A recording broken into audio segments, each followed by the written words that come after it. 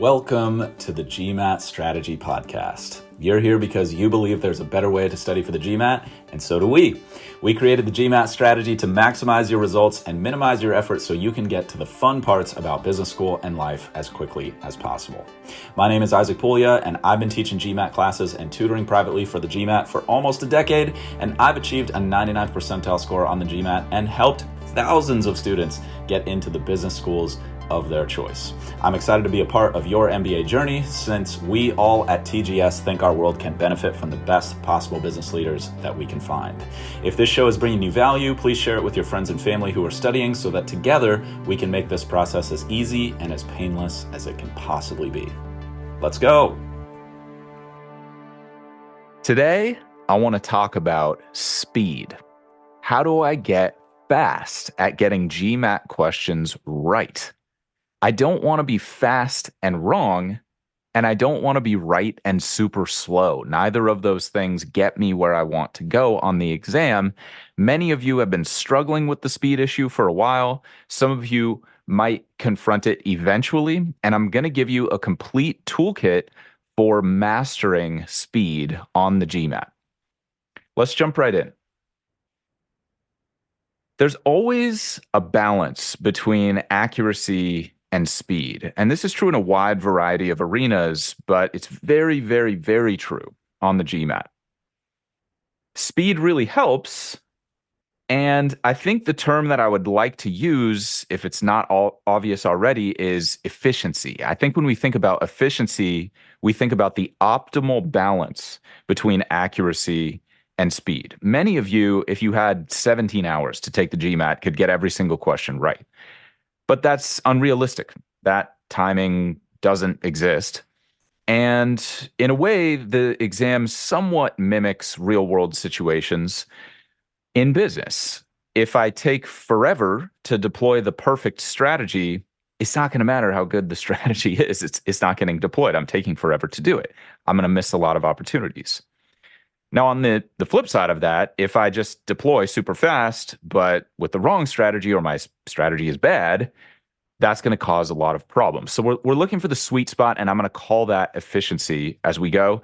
And just to protect myself here, in case I get into it and I misuse a word, when I say speed going forward for the remainder of the episode, I mean efficiency. I mean speed and accuracy combined. Speed and accuracy, or what we're calling efficiency, comes from what you practice and how you practice it. Most people, when they're studying for this exam, just assume that more is better. And a lot of times they're not even conscious of that assumption when they're making it. And that can be quite dangerous. Like, that was my problem back in the day, is I just thought, okay, I'll just do more of these practice problems, of these books, of these resources, of these courses, whatever the case was. And my score kept going down. I mean, I can laugh about it now, but at the time, everybody, it was no laughing matter. Obviously, things worked out extremely well. So I'm going to share with you the things that I wish I had known. And I'm going to point you to a couple other resources that will also help a lot if this is a particular pain point for you. It was definitely a huge pain point for me back in the day. So I want to just lead off by saying more is generally not better on the GMAT. Think about it this way. For those of you in finance, do you just want more deals regardless of the quality? Is that the key to your success? No. It's high quality deals that fit your strategy. And you want more of those. You want more of the right kind of deals. If I do a bunch of bad deals, that's going to be a terrible business, terrible job, terrible situation. It's the same thing with the GMAT. If I do a bunch of low quality practice problems, then I might actually hurt my skills. This is particularly true in the verbal and data insights sections. For those of you who might be in consulting, do you want to have just a lot of terrible clients? Or do you want the best clients and as many of the best clients as you can get? Or how about this? Do you want a lot of staff? Or do you want a lot of the best staff? And many of us have worked in a situation where leadership was just throwing bodies at the problem, which only works if you have really, really talented people across the board.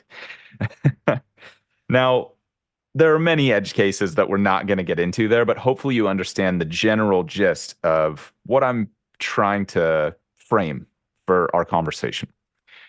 Perhaps obviously there's a balance between these extremes. We're probably not going to change the world or make the best financial company or the best business consulting company or the best marketing agency ever as just one person with no team.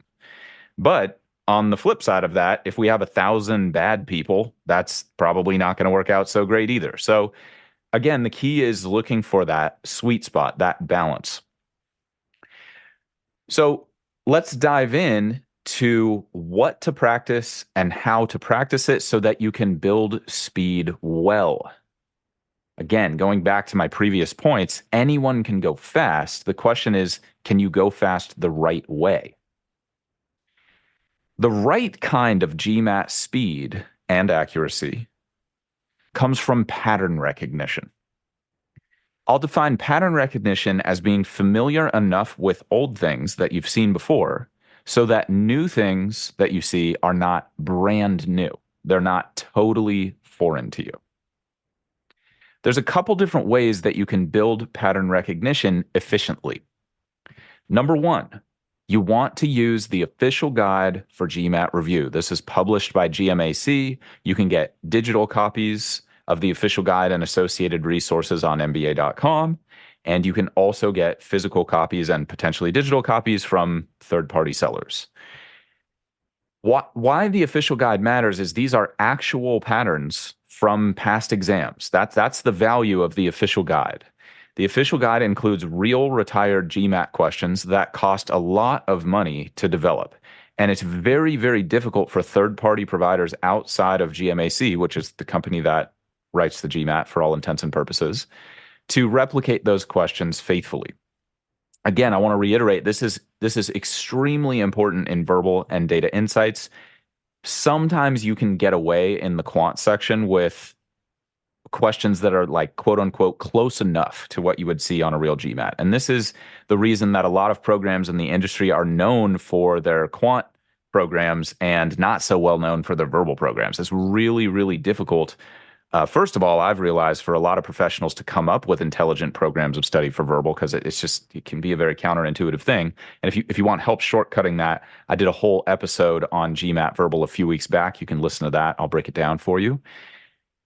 But you can sometimes get away with it in quant. There's a time and a place for that. And so I'm going to give you some recommendations that I think will help. But the main recommendation is if you're taking a third-party provider course right now, or you're working with a coach who uses a lot of third-party resources, meaning not written by the official GMAT people, then you're going to want to, at the very least, supplement that practice that you're doing with real official guide questions. And I've given many recommendations for how to do that over the years. The simplest way to think about it is whatever topic you're currently covering, use the official guide, search for a few questions on that topic, do 5 to 10 of them until you feel at least moderately comfortable that you understand how those topics will appear on the actual GMAT, not just how they appear in the course itself. That alone can really, really help you out. But to the extent that you can use the official guide for your practice problems, I recommend that. So that's tip number one, or sort of like maxim number one, axiom number one for developing speed and accuracy well, not just taking 10 years to develop speed and accuracy. I imagine that if you're listening to this podcast, you don't want the 10-year study plan, okay? But if you do, we've got our feedback form linked in the description of this episode. So by all means, click away and let me know if you want the 10-year plan. Next axiom of developing speed well. I should have, I suppose, defined developing speed efficiently. Developing efficiency efficiently seemed a little cumbersome for the episode, everybody. So I'm doing my best over here. Number two, find a balance of volume of new questions that you have not seen before and review of old questions that you have seen before.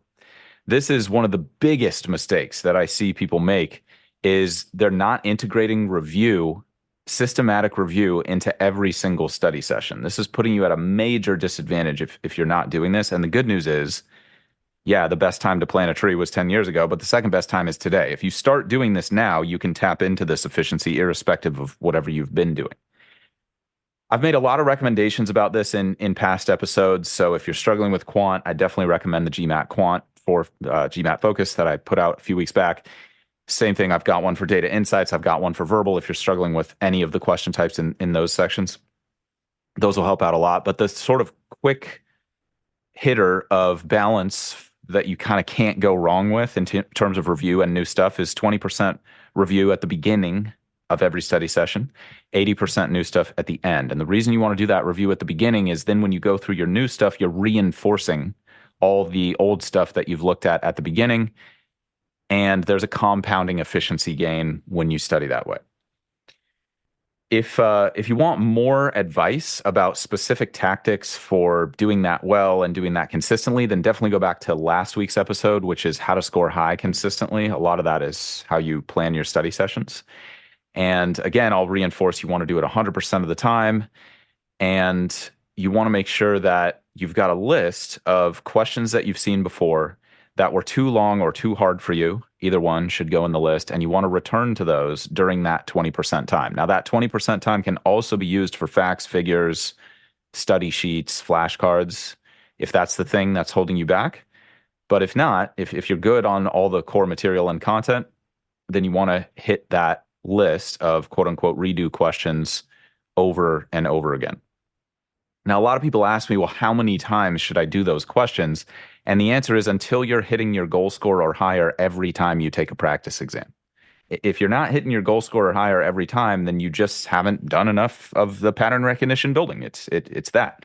Now, there could be other things that are holding you back, like not knowing the material well enough or having big gaps in your knowledge or things like that. If you listen to pretty much any of the podcasts that I have put out between December 2023 and now, which is April 2024, all that stuff is going to be covered in extraordinary depth. But again, pick the topic you're struggling most with, and chances are we've got a specific podcast on that thing. If we don't, shoot us a DM on current social channels at the GMAT strategy or fill out the feedback form, and we will do our absolute best to hook it up for you.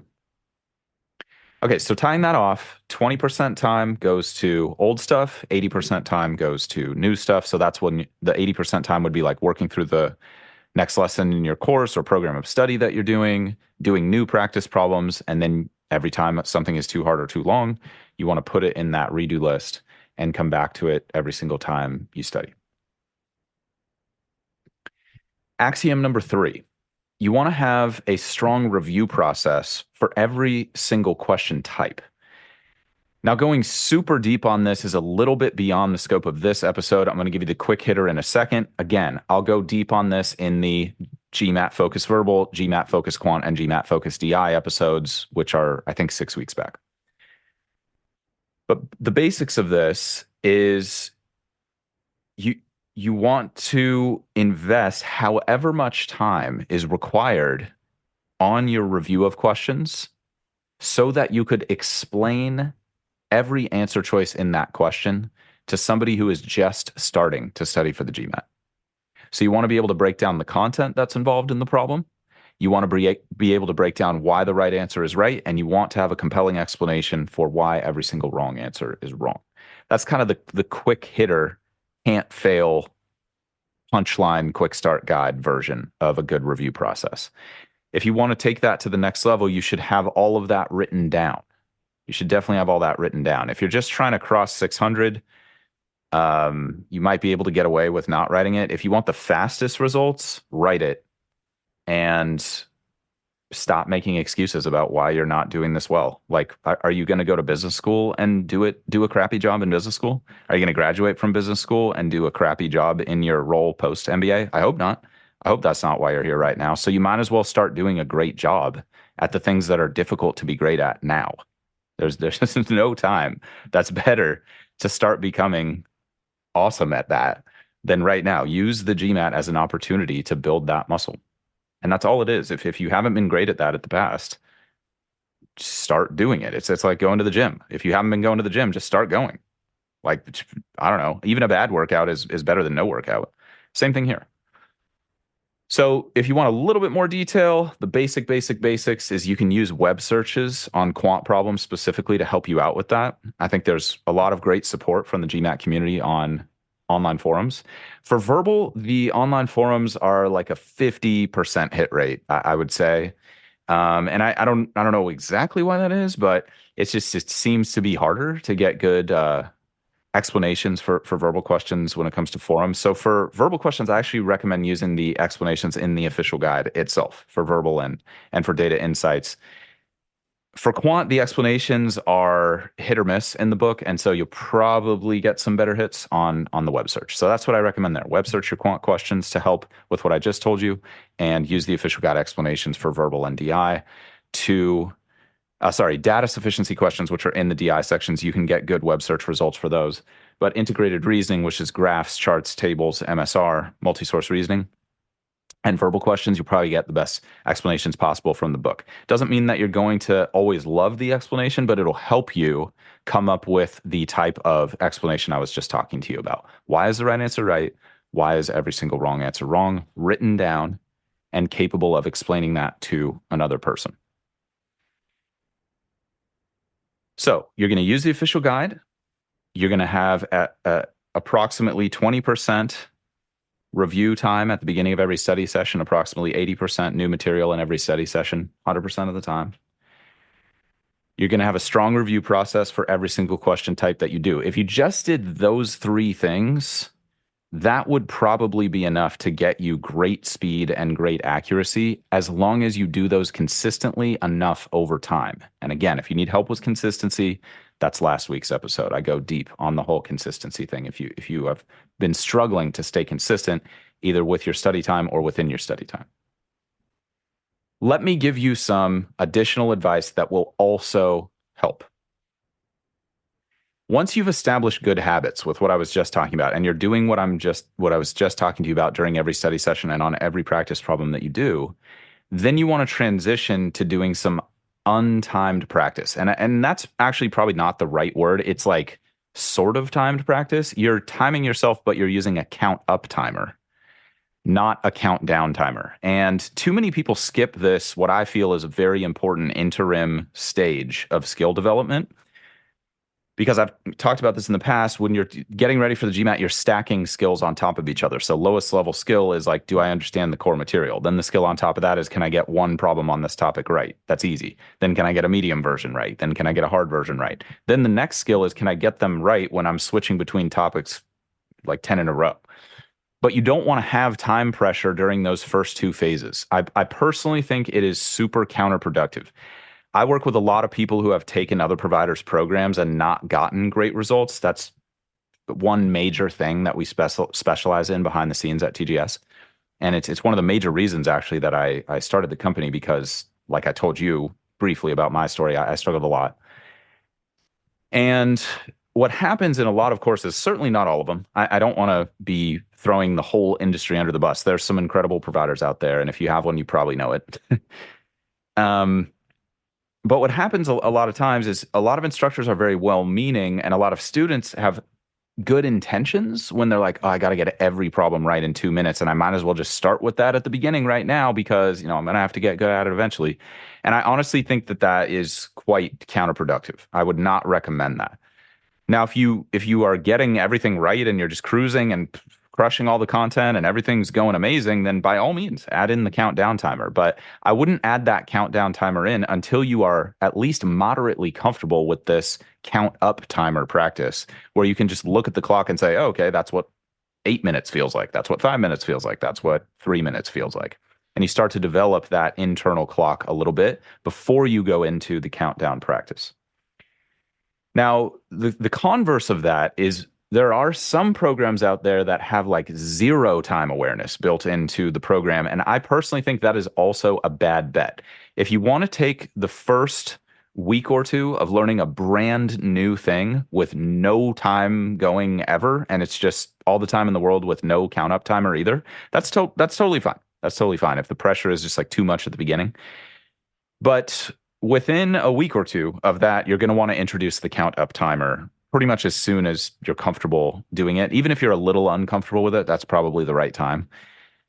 And that'll help shave months off your prep time. I won't go long on the like science and methods and et cetera about that, but please, if you feel like maybe I have any idea what I'm talking about when it comes to this stuff, I would just ask for your trust on that.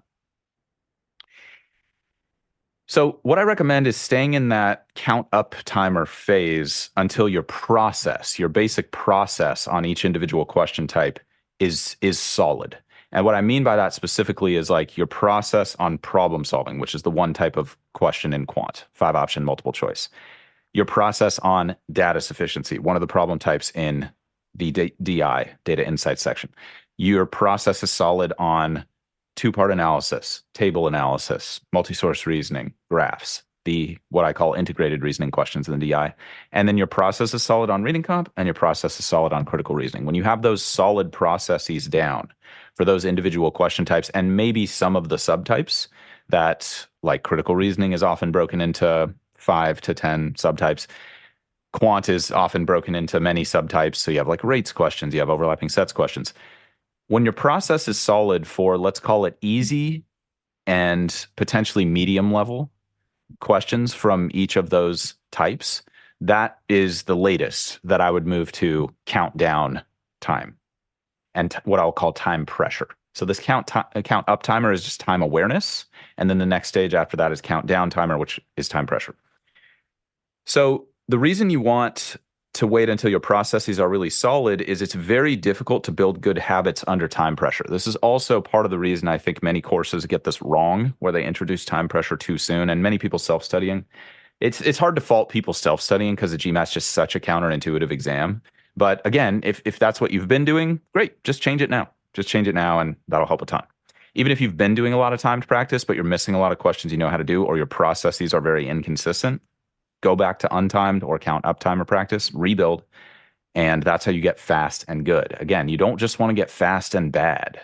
That's going to be super, super frustrating. Once you've got that count up timer going on individual questions, and you've covered all the basic processes for the subtypes I was just talking about, that's when you can move to sets of count up timers. So I would go for 5 in a row or 10 in a row.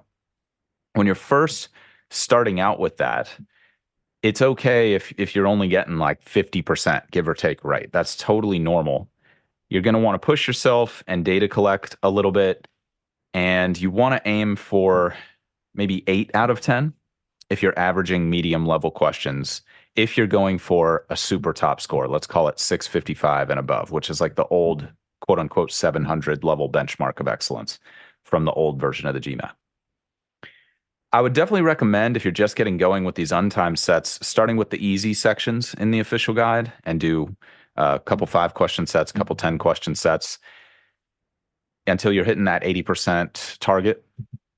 Then move to the medium, then move to the hard, and expect that your timing is going to be bad at the beginning. That's super normal. Just embrace it, accept it. It's part of the growth process. Push yourself over time with each set. Try to be a little bit faster than the previous set. And then eventually you'll get to a place where you're feeling at least moderately confident with your timing. And then that's the time to transition to the time pressure, which I'll talk about in a second. Quick note, there's a great tool available from MBA.com when you purchase any of the official guides or official resources. And it's called the Online Question Bank. And within that, when you go to the page, there's quite a few steps to get it set up. But you go and you click on practice problems, and then you hit start new session, and there's a little button you can click that says choose the type, difficulty, and I forget the other one. But you can build your own sets using specific difficulties and specific types of questions. It's very, very, very valuable. And I would definitely recommend using that because it also logs all your data. So it's got the count up timer per question. It's got the accuracy right and wrong. You can reset them. You can look back at your data. Super valuable. You're still going to want the separate list. I recommend a spreadsheet for your redo questions. You can also use pencil and paper or pen and paper if you like, analog. But don't be using these automated question capture features on any sites because it encourages laziness. You're like, oh yeah, let me just click the review later tag and oh yeah, I'll totally come back to that later. I mean, If that's you, if you're crushing it with that, great, great. I mean, the only thing I care about for all of you is your results and your ethics. But I mean, assuming that ethics are the table stakes here, and we'll just define that broadly, uh, I care about your results. And if you're getting great results with the way you're doing it, great. Keep doing that. If it's not broken, don't fix it. But if you're not getting the results you want, I would recommend what I am currently recommending. Allow myself to recommend what I recommend. I hope all of you have seen Austin Powers. It's a very funny movie, but if you haven't, I apologize for the reference. That probably didn't make much sense. So once you've got your online question set builder ideally up and running, if you have the capital to invest there. If you don't, then there's free features that are similar online, or you can make your own sets. That's when it's time to move into the countdown timer sets before you take your next practice exam. Now, hopefully you took a cold baseline exam. If you haven't, then you are flirting with disaster because it's basically impossible to make an efficient study plan without a starting point. Having said that, I know that some of you might have just jumped in, or you might have gotten some questionable advice from the beginning of your studying, or you might just have major, major anxiety and it's just too much. Totally sympathetic to all of those situations. Now would be a good time to just take a cold baseline exam, just get it over with, and then you can progress to what I'm about to talk about. But the next step in bridging to getting good speed under time pressure is doing short sets, things that are shorter than the actual exam in practice.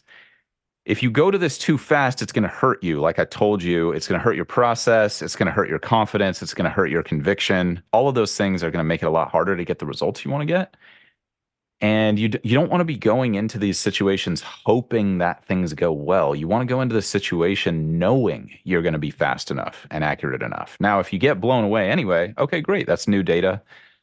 Mistakes are just an information-rich data stream. New mistakes, we want to try to avoid repeating mistakes, obviously, as much as possible. But sometimes we need to repeat mistakes to be reminded, and as long as it's not fatal, and again, if we're not infringing on other people's rights, it's all good. And that's pretty much the game. You'll take everything you were doing with the untimed sets, sorry, not untimed, but count up timer sets, and you will just set a countdown timer. And for DI sets, you want to do 2.5 minutes times the number of questions. So about 45 minutes for 20 questions, give or take. And for 10 question sets, you're going to want to do 22 and a half minutes, give or take, for DI. And then for quant and verbal, you can pretty much just multiply the number of questions by 2, and you'll be close enough for your total time for that set. So 5 questions in 10 minutes, 10 questions in 20 minutes.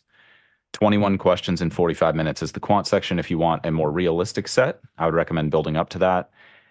And then 23 questions in 45 minutes is verbals. Slightly faster pace, but 2 minutes a question should be close enough for most of you. Again, you want to get into that range where you're somewhere between 50 and 80%. If you're doing only hard questions and you haven't done a ton of practice, or you're not coming in at a super high level, then I wouldn't expect much more than 50%. Hard questions are hard. What are we going to say? If you're doing easy or medium questions, I think somewhere in that 70 to 90 range is great. It's really tough to be perfect, but do your absolute best. Do your absolute best. And if you need help stopping missing questions you know how to do, go back to last week's episode on how to score high consistently. I'll give you a nice breakdown there.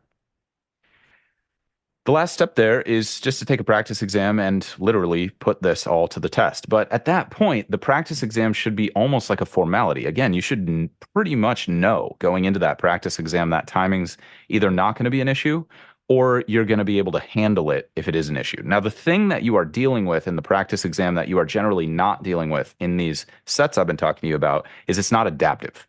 So you should definitely expect the practice exam or the official exam to be a greater challenge. You're going to be seeing more questions that are either slightly above, slightly below, or perfectly matching your ability level. And that's definitely a significant challenge psychologically. Most of us aren't used to taking tests where the algorithm is adapting like that. If you don't feel like you understand the algorithm well, definitely head to our website and check out the free video on how to reach your dream GMAT score in half the normal time. I'll break down how the algorithm works. The podcast and audio is not a good format to talk about that. So I got a nice little visual there for you, and that should help a ton. With practice exams, I'm just going to give you a little bit of advice related to the developing efficiency, speed, and accuracy piece. There's a million things I could tell you about practice exams, but I strive for the things that are going to apply to the widest variety of people and be the most useful for you. Because again, I don't think any of you want the 10-year study plan. So the first tip with practice exams is don't take too many. This is a huge mistake and it's going to hurt your timing. I know it makes a lot of sense to just think like, okay, if I'm struggling with pacing, I just got to take 5 exams in the next 5 days and I'm going to be great at it. And that very well may work in other arenas, but I have virtually never seen that work in GMAT land. Now, I say virtually never because there are certain types of people who are so naturally talented at the exam that their cold baseline was a 6.75, and then they take 5 practice tests in 5 days, and their pattern recognition and their memory and their natural standardized test taking intelligence is just so good that their score goes up 100 points and they get a 775, and and that's awesome. Like, good for them. That's fantastic. That is not the case for the overwhelmingly giant majority of us. Having said that, there could be a tiny fraction of you where if you took 5 tests in 5 days, like maybe that would work for you. But that's such a risky endeavor because there's so few high quality practice tests out there that it's still generally a really bad idea to do that. So let me give you a better system. I'm going to give you the high level because I've gone super deep on this in the past. And again, I'll refer to past episodes if you want more on this. This usually happens I guess I won't even go into the reasons why so many people do this. Just don't do it. Hopefully I've made that point, okay? And I promise I would never say anything in a public format like this if I thought it could do any damage to your score. Like I'm try to be very careful with the language I use with all of you because I care about you. I don't want you to go through what I went through. I want you to go to the best business school that you want to go to, have the career you want to go to, become the leader you want to be. Like, this is really important. Tons of problems that I personally deal with on a societal level every day could be resolved through this. Doing my best to make this contribution and continue to grow that contribution. I'm not going to give you the whole vision right now. Let's stay focused. Okay. So, in the spirit of focus, I've talked about this a lot in the past. You want to focus more on reviewing practice exams well after you take them and getting meaningful takeaways and up to 3 meaningful, strategically chosen focus areas. I talked about this a lot last time. I also talk about it in the How to Structure Your Study Time episode from maybe 2 months ago. You want to limit it to 3. And then with those 3 areas, you want to go through every question on those areas in the official guide and turn those weaknesses into strengths. If you want a super simple plan, that's like the can't fail approach.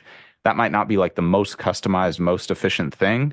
But if you're not going to hire a super top tier GMAT coach, which a lot of people aren't, that's a great way to do it where like you basically can't go wrong if you follow the review processes that I gave you earlier in the episode. If you just did that and none of the other stuff that I've recommended in past episodes about how to review practice exams well, if all you did was pick 3 meaningful focus areas and do every official guide question related to those focus areas before your next practice exam, you should have a reasonable expectation that your practice exam is going to improve as long as you follow the other recommendations I've given in this podcast. Now, will working on not missing questions you know how to do help with that? 1,000%. 1,000%. That is a 10x multiplier, power law, whatever you want to call it. It's just ridiculously important. And I go deep on that in last week's episode. If you do a good job of that, you will protect yourself from taking too many practice exams because some of you are studying full time right now. So maybe you can get that kind of deep review in a couple days, and then maybe you can take 3 practice exams in a week productively and strategically. If you're studying 5 hours a week, that's probably unrealistic. It might be 3, 4, 5, 6 weeks until you take another practice exam because you want to make sure you've made meaningful progress. There's nothing more discouraging than seeing the score go down. especially when you're hitting it hard and putting a lot of effort in, like I know a lot of you are. I know a lot of you are not struggling with discipline. You're not struggling with consistency. You're putting in the hard yards. You're missing the technical aspects of what on earth is going on, Isaac. I don't understand this. Why am I going backwards? That's what this tactical stuff is about for you. I want you to audit your process based on everything I've recommended and really ask yourself, am I doing 100% of what Isaac is recommending? Or am I that person who's expecting 100% results with 90% effort or 70% effort? Please don't be that person. I mean, we're all human. We all slip and fall off at times. That's why I made the discipline and the consistency episodes. I'm not perfect. I'm not ever going to come on here and say I'm perfect. I'm striving for perfection for sure, but I haven't hit it yet. And I don't even know if it's possible, but I will definitely keep going for what I called mastery in the previous episode from last week or 2 weeks back, which is just realizing I'm getting away from my commitments and immediately recommitting to them so fast that it seems like I never stopped committing to them in the first place. That's the place that I think all of us should be striving for. And if you do a good job with that and you become a great recommitter, it is almost impossible not to have success with the exam. But you definitely want to do the hardcore audit because I know that some of you are working for the managers who expect 100% results from you while the manager is giving like 30% effort. Please don't be that person, everybody. Please, that's the opposite of why I'm making this material for you. I don't want you to be a business leader. I want you to be a great business leader, the best that you can be. That's how we're going to solve these problems. And that's how you're going to get the wins and the feelings that you want out of this whole process. That's how you get the results that you're looking for. I mean, does anyone really want an MBA, or do you want the result that comes from having an MBA? That's the stuff that you can start working on right now. A lot of that just comes from your simple daily habits and disciplines. And again, it's like you don't need your whole life to become the discipline show. It's not like, motivational bro on YouTube o'clock here. It's like hit it hard during the time that you've blocked off for study and then stop worrying about it during your chill time. Like have the mental fortitude to stop studying when it's time to relax and start studying when it's time to study. Just do your best. You can do it and keep getting better at that over time. That's how I got to the level I am. I won't even say I'm good or great at it. I just started really bad and now I am less bad.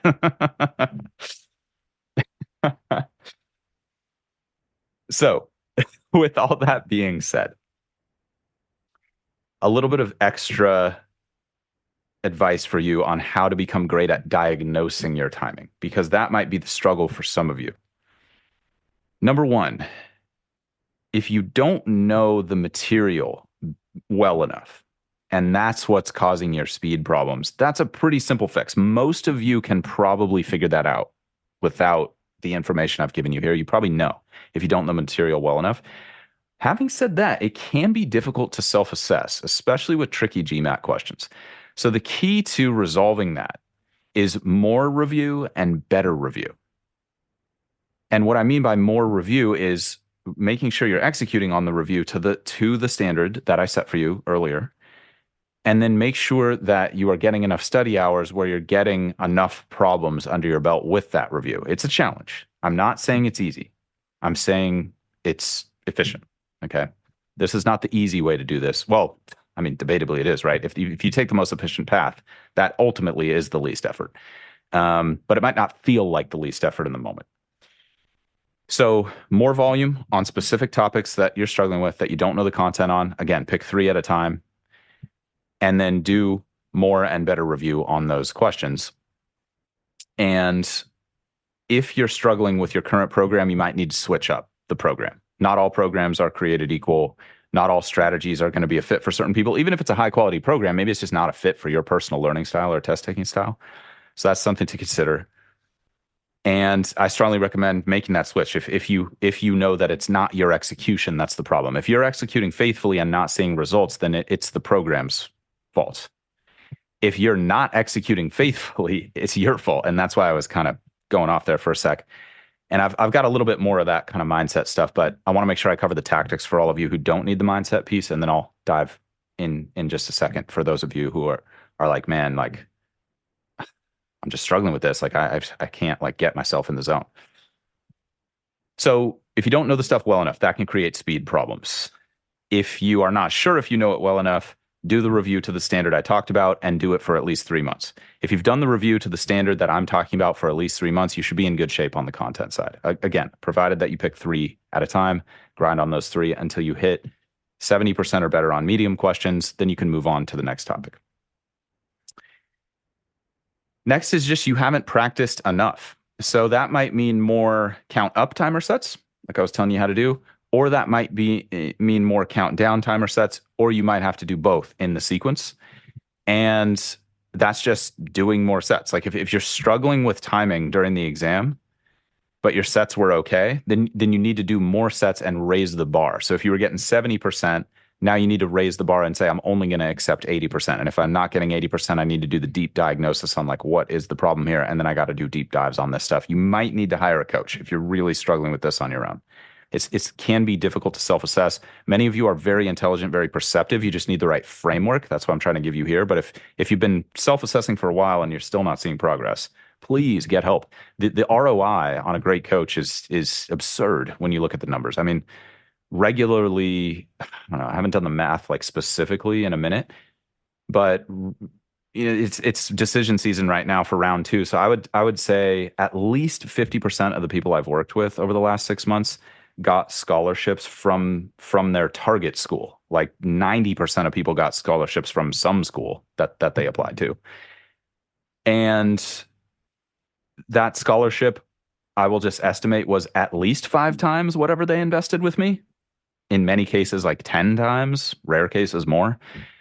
So I'm not saying you need to invest with me. I'm just saying, like, consider that a coach you resonate with personally could be a really, really great investment for you if you've been struggling on your own, or you just don't want to struggle on your own. Like if you just prefer to have a really awesome teammate do this with you, reach out to some people, do some diligence, and pick someone who fits with you. If you're interested in learning more about what we do, then head to our website, register for the video that I told you about, and then there's a link to book a call with us if you want to learn more. We don't have like a quote unquote set program within TGS. Everything's customized for the individual. That's why we do the calls. But even if the program that we say we think would be best for you is not for you, like we'll still set you up with a really great plan. So it's kind of like you can't lose kind of thing. But anyway, you don't need to do that. I'm just letting you know it's there if you want it. So back to diagnosing your timing. If you don't know the stuff well enough, you just need to do more problems with more and better review. If you're still struggling with timing, even though you know the stuff, you might need more untimed sets and then more timed sets before you're ready for the pressure of the algorithm in the practice tests. And the final piece is you might have actually nailed those things, but it might just be purely psychological factors like anxiety and pressure. If that's you and you're really struggling with it, that's the time I can definitely recommend getting professional help. If you are budget constrained, that could be in the form of YouTube videos about that specific topic, books about that specific topic from a library, or low investment books. If you have the capital, then getting a paid coach there can be a massive game changer for the whole rest of your career. You're probably going to be dealing with pressure situations. And so you might as well use this as an opportunity to get really great at it. It's definitely a buildable skill. It's like a muscle. When I first start going to the gym, I'm not going to be so strong. And when I first start confronting these issues, it might be really hard and I might not see a lot of progress at the beginning. But as long as I don't give up and I have a decent person on my team, I'm going to get better. Like I just can't not get better. And honestly, I think for all of us, just side note, I think we should all be continually auditing and improving at handling pressure because it's just so valuable. The more pressure you can handle, the more valuable you are to yourself, to society, to your friends, family, however you measure value, and the bigger impact you can have. I mean, it's just straight up true. So it's worth investing in. So those are all the tactical pieces of advice that I have for you today. I'm going to dive into a little bit of mindset stuff. If you don't like when I talk about that, just feel free to exit the episode. I mean, you can't hurt my feelings. I'm just here to help you, give you stuff that I think will be helpful for you. If you feel like you might be interested in what I have to say, I'm going to dive into that briefly. So if you do the above and you execute on this stuff and you do audit it and you're like, Isaac, I'm doing it 100%. I'm doing what you say to the best of my abilities. It is almost impossible to lose. It's almost impossible to lose the speed, efficiency, accuracy game if you follow everything I just told you. Remember, though, that if you're not following it, Every corner that you cut in practice is 10 points coming off your score on test day. It's another question you're not going to get when the pressure's on. I said this last week. I'm going to say it again. Under pressure, we don't tend to rise to the occasion. We tend to sink to the level of our conditioning. All this stuff I've given you today is around improving your conditioning so that even if you're stressed, scared, tired, not feeling it on test day, your conditioning takes over. And it's almost like a muscle memory thing where the exam just happens, it happens well, it happens efficiently, and you're like, "Oh my gosh, I thought that was going terribly and look at my score." That's exactly how I felt when I got my first 99th percentile score back in the day, which was just honestly so difficult to put into words how big of a win that was for me after seeing my score go down 3 times over the course of like 8 months of hardcore study. I was not phoning it in, everybody, I promise. And yeah, I didn't even know I was cutting corners. I mean, that's the terrifying thing. Like, at least all of you hopefully have, TGS now, to the extent that I want it to be for you, which is like, okay, you at least have the framework to not be in that situation. Like, if you're grinding and putting in the effort and executing faithfully, then like you're gonna move the needle. Um, but the cutting corners kind of thing is really insidious. It's really dangerous because like when we get tired, we tend to do it more. When we are stressed, we tend to do it more. And a lot of times it's not because we're like bad people or something like that. It's just like part of being human. Like, who do you know who's operating at peak performance 100% of the time? Like, I don't even know if that's possible or realistic. Or maybe you could do it for like a week and then, what happens then? So here's my advice. Just notice when you're cutting corners. Just create more awareness around that. I gave this to you in a previous episode. I don't remember exactly what it was, but every time you make an excuse or you hear somebody else making an excuse, write it down. The more you create awareness around the excuses you make for not being at your best, the less often you're going to buy into that excuse. The first step in separating yourself from bad habits is becoming aware of the inner dialogue or voice in your head that triggers that bad habit. So if you can start to interrupt that thinking pattern, you can start to interrupt the behavior pattern. It might not be an overnight flick of the wrist kind of thing. It might take a lot of repetitions. You might fail at it 30 times before you get it. But if you keep pressing on, you will eventually be able to change it. Now, I'm talking about like nothing that would be considered like a psychological disorder. Okay. None of this is medical or psychiatric advice. This is only like, yeah, just none of this is any medical or psychiatric advice. If you are having those like mental illness, borderline level situations, then seek the help of a competent professional. But I'm talking about those of you who are psychologically healthy and you just are not living up to the potential you have. Like, this is a very common thing. And the truth is, like, that's, again, just going back to, I guess I kind of said this already, but like, that's not the kind of leadership we need. And I can virtually guarantee that's not the kind of leader that you want to be. If you're leading an organization, do you want the people on your team who are like, okay, boss, you asked for 100% results, but I'm just going to give you 70? Like, do you want those people? I don't know, man. I want the people where I ask for 100 and they give me like 110. And I'm like, oh my gosh, you proactively solved this problem before I even knew it was a problem. Like, thank you. Thank you so much. What can I do to help you? If you over deliver, people will want to over deliver for you.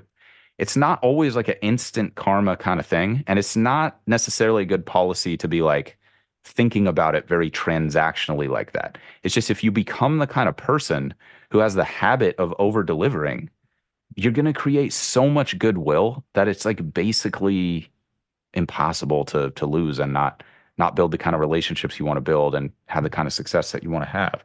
But I think a lot of us, I don't know, maybe if the messaging and culture is off or something, but it's like most of the time, everybody, you got to give first. You got to do the giving thing. It's an investment. There's no guarantee of returns. Past performance is not an indicator of future success. But if you make the habit of it and you're intelligent about the relationships you build and the organizations you partner with, it's so hard not to see it net out. So again, the person I'm talking to is a person who struggles with that. And if you've had a history of doing that, you can change. Now is the time. Use the GMAT as an opportunity to build up your conditioning so that in these higher pressure, larger situations where it matters even more than it matters here, you'll already have that habit built up. And you know what's really interesting that I've personally found, I don't know if this is like true or if there's data behind it, it's just anecdotal data from me, is people can be, not always, but can be very forgiving of how you used to be if you genuinely take responsibility and communicate and say like, hey, I know I've messed this up in the past, but have you noticed I've made a better commitment to it now? Like do the better action first. Don't just go and start talking about how you're going to do it great because that's less effective.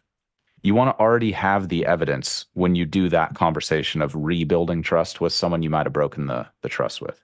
Plus, also on your side, you want to know you're going to be able to deliver for them because if you break your word a second time, I mean, come on, is it really a reasonable expectation for them to trust you? And trust is the currency of so much business. It's the currency of internal teams, high functioning, success, awesome. Like you want to be the Chicago Bulls dynasty or the New England Patriots dynasty of business. Like trust, man. People have to be able to rely on you. You have to be able to rely on yourself. They got to have a very strong expectation that you're going to deliver based on your results, your actions, not just what you say. Okay. But if you have not done such a great job with this, people are very forgiving when you just start doing it better and you stay consistent with that over a long enough timeline. So I think it's like some of us can get caught in this negative loop of like having this identity of being someone who's like a corner cutter or like, oh, I just am not the type of person who blank. It might be time to rewrite that script a little bit. And honestly, I don't know if I'm the best person to help with that. There's probably a lot of like these self-help kind of people out there who might be better sources for this. But I'm just giving you the gentle, friendly reminder that whatever you've done is done. There's very little that you're going to go back and change that, but there's a lot you can do to make it up to people and maybe even to yourself. Um, if you need help, like systems and structures for improving with that, the consistency episode from last week, the discipline episode from a few weeks back will really, really help with that. And just be honest with yourself. A lot of us cut corners without even realizing it. And if you're noticing that happening in your GMAT prep, just stop as soon as you realize it, go back and do it well. That's all it takes. That's all it takes is, okay, I phoned it in. Okay, there's the old bad habit coming back. Hold on a sec. Let me stop the presses. Let me go back to this problem. Let me execute on it well. Okay, Isaac, I got a little lazy yesterday. I didn't do the review process. Today, it's all about going back and being faithful to that review process. Just start building the habit now. Even if you fail at it a bunch of times, the best of the best in almost every arena failed at stuff a bunch of times. I know you already know that, but sometimes we just need to be reminded of that, if that makes sense. And for me, trying to be the best friend to you that I can be, for lack of a better expression, is just trying to give you that friendly reminder of like, hey, don't commit to being bad, commit to being great and just suffer against that commitment for as long as it takes until it's no longer a struggle to keep that commitment anymore. It's so worth it. It's the best investment.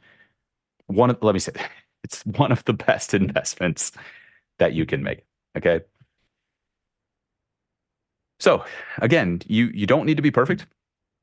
But if you're not fast enough, if you're not consistent enough, if you're not disciplined enough, you need to get better. Those things are foundational to the success you want to have, to feeling the way you want to feel, to being the kind of person you want to be. And the GMAT is just a gateway along that journey of self-development and self-improvement that a lot of us are on. And if you keep going along that journey, like I talked about in last episode, like you're probably going to get everything you want and so much more. It's going to be like mind-blowing. Okay. Just yeah, I mean, that's been my experience personally, and a lot of the experience of the most successful people who I know, pretty much all of whom are way more successful than I am. But that's good. It's good. Good to be challenged. So, as always, my greatest hope is that this material will make your studies as easy and as painless as they can possibly be. If you want more tips and strategies for optimizing your performance on the GMAT, just head to our website, thegmatstrategy.com. It's linked in the description of this episode. You should be able to just tap it or click it and head straight to the site I'm talking about. And check out our video presentation, totally free, on how to achieve your dream GMAT score in half the normal time. In the meantime, this is a weekly show, so please subscribe and stay positive and stay consistent with your studies.